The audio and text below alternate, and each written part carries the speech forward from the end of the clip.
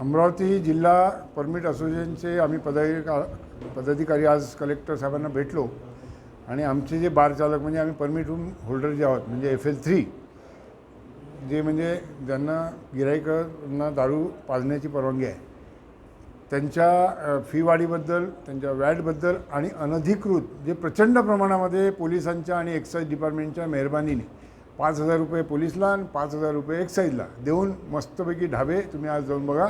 आमच्या हॉटेलच्या तिप्पट संख्येने ढाबे आहेत आणि आमच्या हॉटेलपेक्षा तिप्पट त्यांचा धंदा आहे.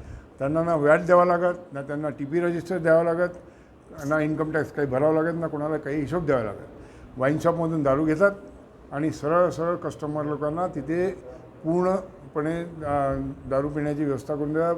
त्याला चिवडा देतात, जेवण देतात, त्याला ग्लास देतात, त्याला सोडा देतात, त्याला पाणीसुद्धा देतात.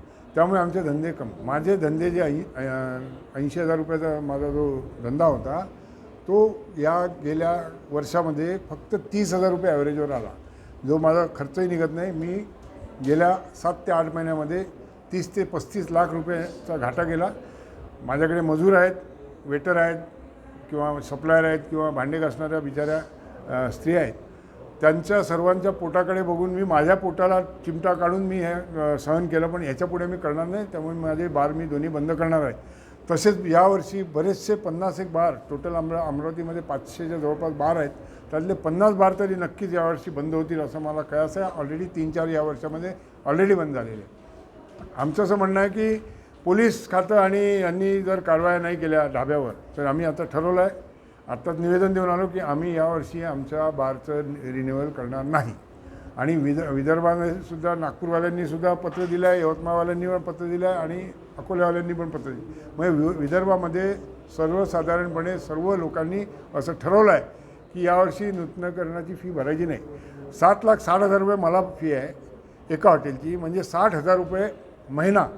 तो 5,000 रुपये पोलिसला देतो, 5,000 एक्साईजला देतो, 10,000 रुपये त्याचं काम बघतो ना. त्याला काही रजिस्टर मेंटेन करायला लागत ना, TP भरायला लागत ना, काही नाही. इल्लिगली दारू आणतो, इल्लिगली विकतो. परत वेळेला बाहेरून दारू येते, मध्य प्रदेशमधून, वरुडमध्ये बाहेरून येते. त्यामुळे सरकारचा रेव्हेन्यू कमी झाला आहे. सरकार त्याकडे काही विश्वास बघतसुद्धा नाही.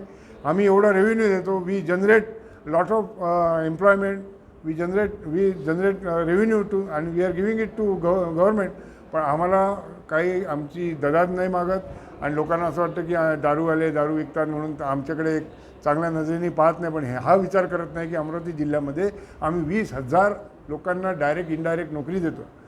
काही त्याच्यावर कोणी काही एक तर तुम्ही रोजगार देऊ शकत नाही आणि जे रोजगार देत आहेत त्यांना तुम्ही असा त्रास देत असाल तर कसं चालेल. म्हणून आम्ही हे निवेदन दिलेलं आहे. तुमच्या माध्यमातून आमच्या व्यथा तुम्हाला सांगितलं आहे. तुम्ही पाहिजे तर तुम्ही माझी अशी रिक्वेस्ट आहे की छुप्या पद्धतीने त्या बारच्या आपल्या हॉटेल ढाब्याच्या बाहेर, अंडा गाडीवर, मैदानामध्ये, त्या वाईन शॉपच्या खाली दुकान थाटून बसले आहेत काही लोक. बिलकुल वाईन शॉपच्या दुकानच्या खाली आणि त्याच्यामध्ये ग्लास देतात, त्याला सोडा पाणी सर्व देतात आणि तिथे बसून दारू पिऊन तो चालला पण जातो. आम्ही हे किती वेळा निदर्शनास आणलं पण त्याची काही सुनवाई नाही आहे.